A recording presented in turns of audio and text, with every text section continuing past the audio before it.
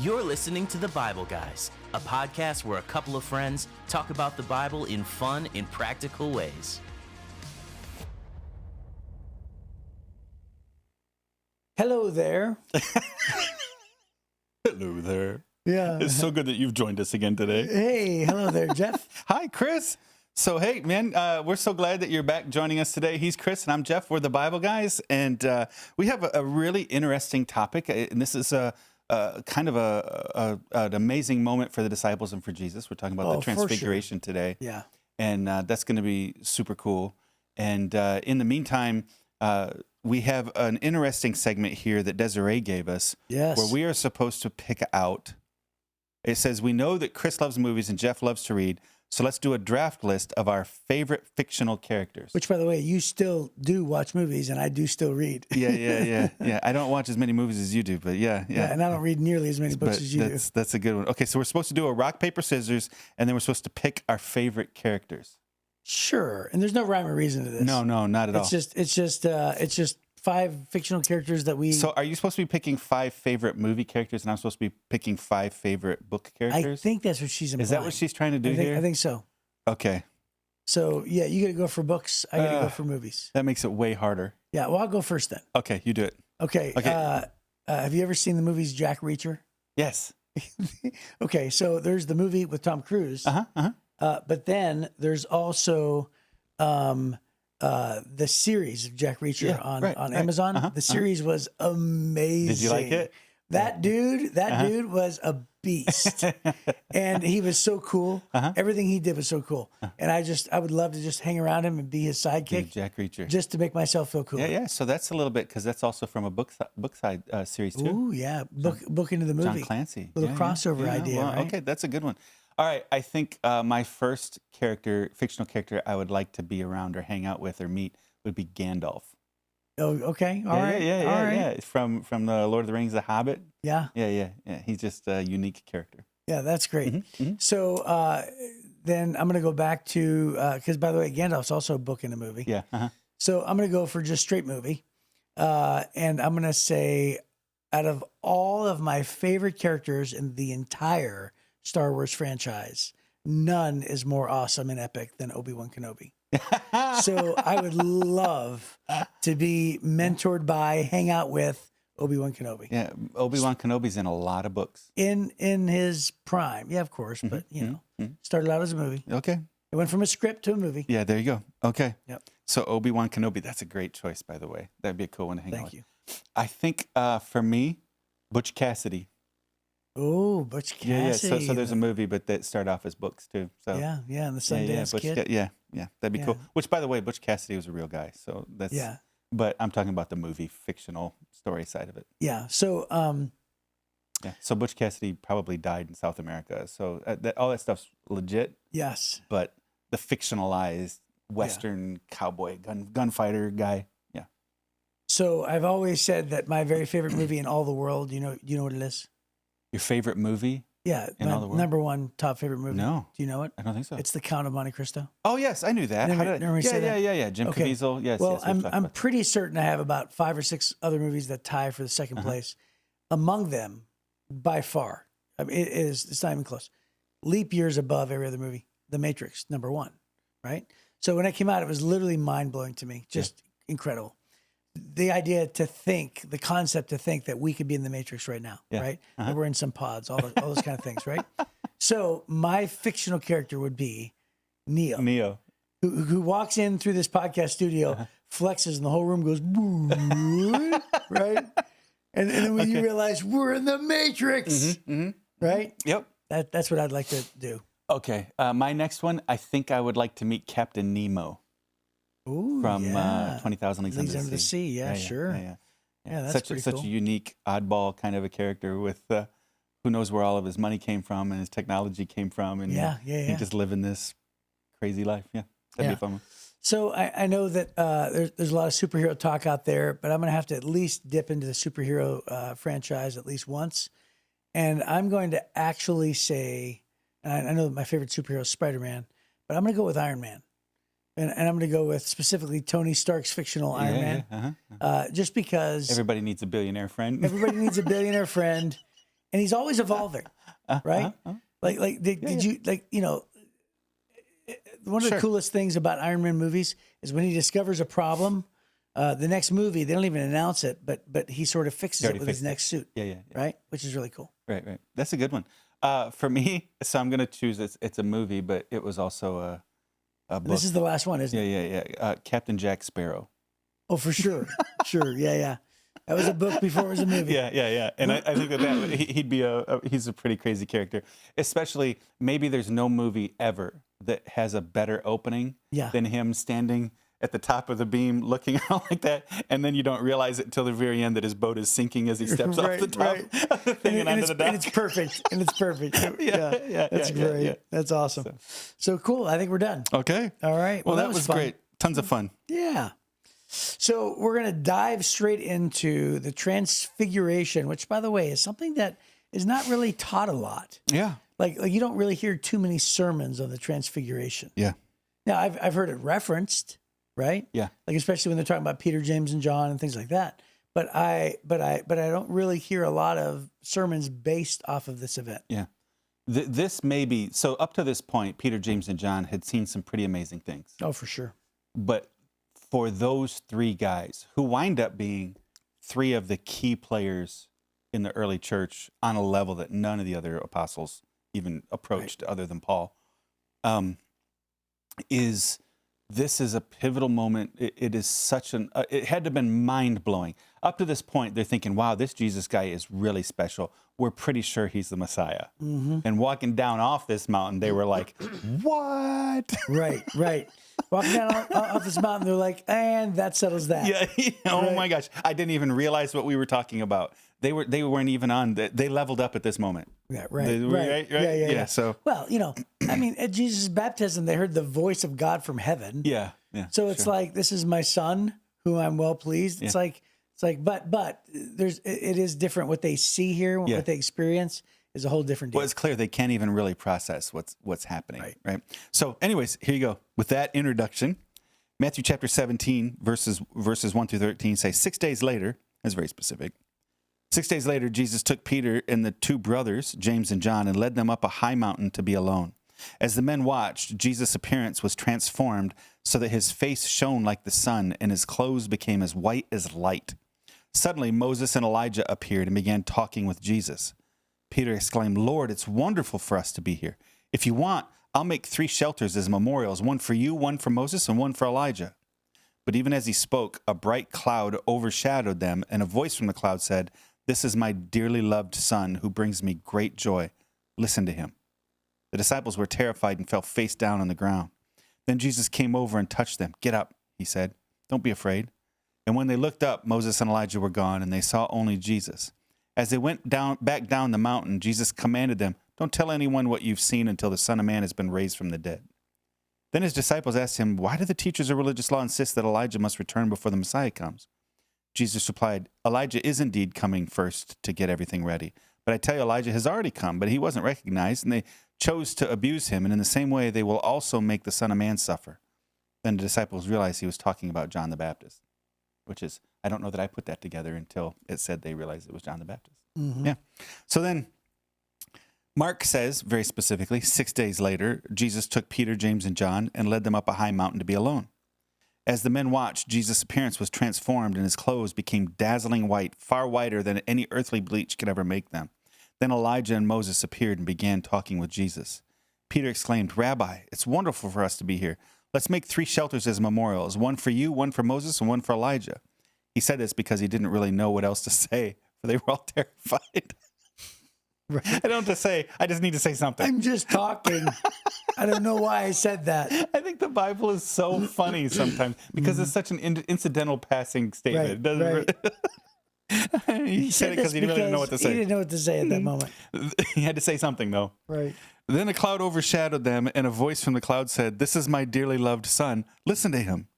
Suddenly, when they looked around, Moses and Elijah were gone, and they saw only Jesus with them. As they went back down the mountain, he told them not to tell anyone what they had seen until the Son of Man had risen from the dead. So they kept it to themselves, but they often asked each other what he meant by rising from the dead. Then they asked him, Why do the teachers of religious law insist that Elijah must return before Messiah comes? Jesus responded, Elijah is indeed coming first to get everything ready. Yet why do the scriptures say that the Son of Man must suffer greatly and be treated with utter contempt? But I tell you, Elijah has already come, and they chose to abuse him just as the scriptures predicted. So he does not say, that's John the Baptist. Right. And then Luke chapter 9 says, about 8 days later, Jesus took Peter, John, and James up on a mountain to pray. To be fair, he did say about. About, yeah, roughly. The other one said 6 days specifically. Yes. This is about 8 days later. And as he was praying, the appearance of his face was transformed, and his clothes became dazzling white. Suddenly, 2 men, Moses and Elijah, appeared and began talking with Jesus. They were glorious to see, and they were speaking about his exodus from this world, which was about to be fulfilled in Jerusalem. Peter and the others had fallen asleep, and when they woke up, they saw Jesus' glory and the 2 men standing with him. As Moses and Elijah were starting to leave, Peter, not even knowing what he was saying, blurted out, Master, it's wonderful for us to be here. Let's make 3 shelters as memorials, one for you, one for Moses, and one for Elijah. But even as he was saying this, a cloud overshadowed them, and terror gripped them as the cloud covered them. Then a voice from the cloud said, This is my son, the chosen one. Listen to him. And when the voice finished, Jesus was there alone. They didn't tell anyone at that time what they'd seen. Hey, by the way, I wonder if because the different gospels are recorded by different events, like not every event is recorded in every gospel, right? That's right. So I wonder if Luke was saying about 8 days later from a different type of event. Yeah. You know what I mean? Yeah. Yeah, but it doesn't matter. Let's see. It doesn't matter. No, that's a great one to point out. We don't have to research it. I'm just saying it allows for the different verbiage, right?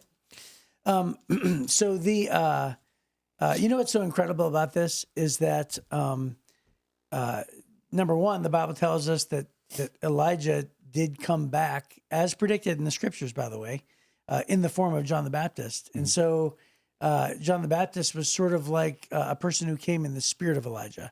Now, he's not talking about reincarnation. Right. So reincarnation is the belief that, that your very soul comes back and you're just, come back as somebody else. But actually he's referring to in the spirit and the power of Elijah, right? Right. Yeah. Right. So because John the Baptist is John the Baptist. That's right. But at the same time, think about all the different things that Jesus had said before this. So think about it. So when he says things about like twigs and branches and olive branches and sheep and gates and rocks, everybody's going, I wonder what he means, right? So they spend so much time thinking about, I wonder what he really means. Right. So when Jesus says, I'm going to die, and don't tell anybody until the Son of Man is risen 3 days later, they're going, now I wonder what he really means. Yeah. And Jesus is like, no, this one's literal. Yeah, I'm talking literally. I'm literally going to be raised 3 days later.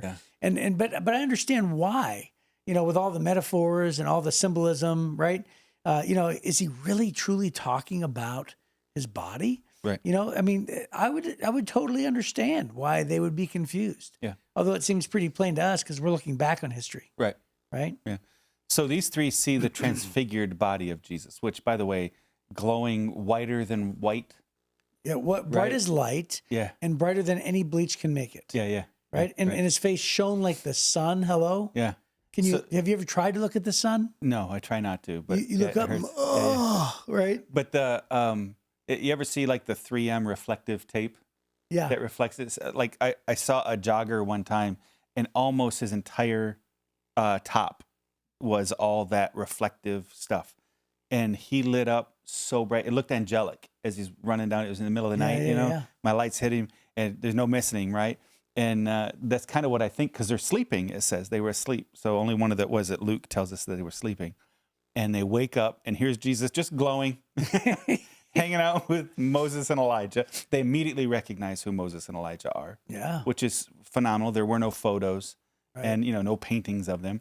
So they immediately recognize who these guys are. They have this supernatural awareness of what's happening. Peter doesn't know what to say, so he just blurts out, "Hey, let's build a couple little churches for you guys." Right? Yeah. That's what he's talking about. And Moses is really recognizable. Charlton Heston has a really distinct look. Especially that curly beard. That's really funny. Yeah, I'm pretty sure that was later. Oh, I see. And then Jesus tells them, don't say anything to anybody. So they talk about it clearly amongst each other, is what Luke says. They talk about it among the three of them, but they don't say anything. One, everybody else would have thought they were nuts, right? But this is kind of a hint that the only reason why you should talk about this is because of the resurrection. So if the resurrection happens, go ahead and talk about this too. Yeah. Because people would have gone, what? Now, have you ever asked yourself this? What was the purpose of the transfiguration? Like, did Jesus need to just like, you remember how, if you jump in a swimming pool, you get cooled off and you're like, oh, I needed that. Yeah. It's like, oh, I just needed to be, transfigured into my former glory just for a minute. That felt so refreshing. Yeah. Or is he like, hey, Moses, Elijah, what's happening? Yeah. Like what was the purpose of that? Hey, listen, sorry guys, didn't mean to wake you, but we had to have this meeting. Yeah. There was an executive meeting. I had a Zoom call, right? Some of the other translations say that Moses and Elijah came and ministered to Jesus. So that's interesting. I don't know what that means. Yeah. Well, either way, obviously, it is definitely a physical and literal interaction between Moses, Elijah, and Jesus, which, by the way, further supports the idea that if they're recognizable, that they have, like we have bodies in heaven that'll be distinguishable. Yeah. Right? You'll recognize your loved ones in heaven. Yeah, recognizing the loved ones in heaven. Yeah. So still maintaining identities. We're not like floating clouds or anything like amorphous that. energy. Yeah. Right. And what must it have been? What would it have been like if you're in heaven and all of a sudden you get transported to earth? Oh yeah. That's crazy. Yeah. Right? Yeah. Other than the fact that they were on a mission, I believe, to minister to Jesus, right? Like the angels would do. So I think that what must it have been like? What must it have been like? Yeah. That's appropriate. Yeah. English, yeah. So, there's a lot of times where the Bible says it was Jesus' custom to go up in the mountains to pray alone. Right. So I don't know that I believe that this is the only time, right, that this happened. Because so much, the Bible says that when people would touch him, he would feel his energy leave him. Right. He'd feel this power leave. I think, so you find him many times going alone, and he sends the disciples across the lake or whatever, and he goes up into the mountains or he goes out into the desert to pray.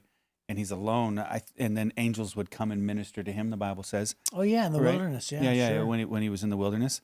And so I think that this may have been a survival mechanism isn't the right word, but I think you know what I'm saying, that he would dip his finger back into eternity for a minute, just to kind of go, okay, this mission I'm on is worth it. I'm not certain that I've ever had that thought before, what you just said, which is perhaps this isn't the first time this has happened, because he would go up and pray alone. Yeah, but this is the first time he took 3 witnesses with him. Right. But that's the first time I've ever had that thought.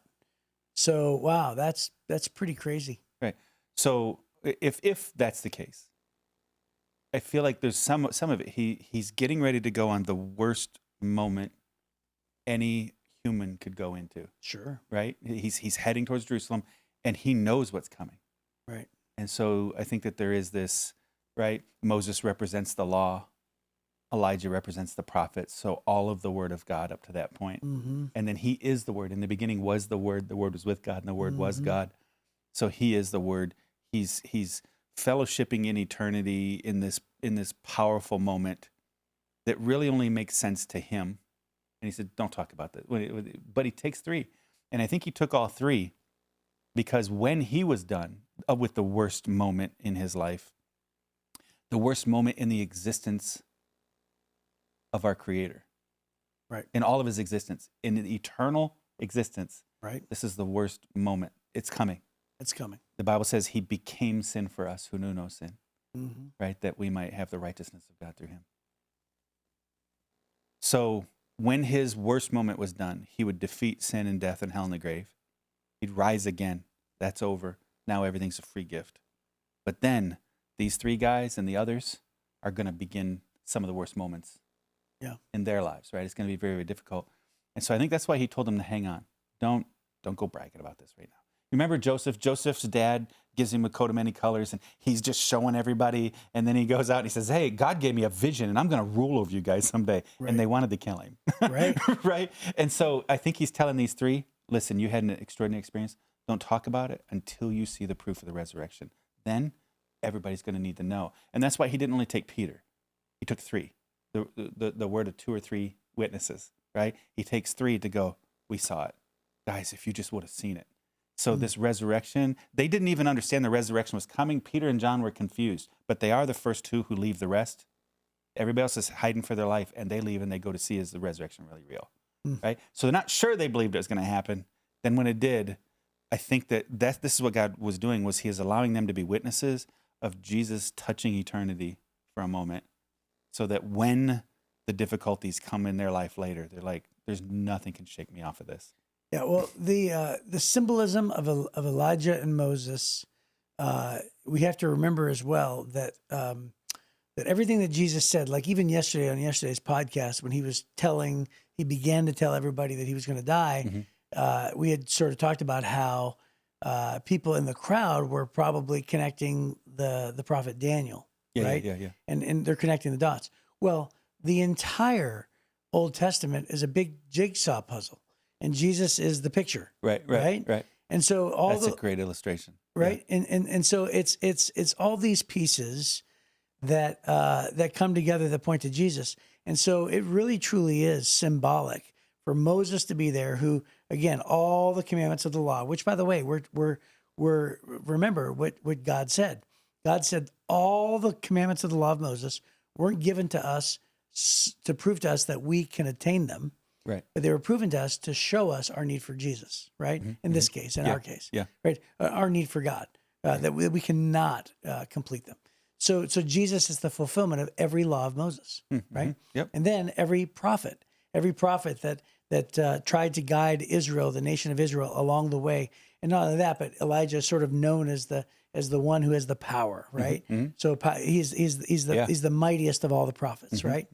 So just symbolically, we have both the power and we have the fulfillment of the law, which is, the jigsaw piece of the entire Old Testament. Yeah. And then Jesus, the fulfillment of all of it. Yeah. So the symbolism and of then those. the voice of God saying, this is the one. Right. Listen to him. The chosen one. Right. The one that Moses talked about, the one that the prophets talked about. Right. That's him in all of his glory. Yeah. And then God says, listen to him.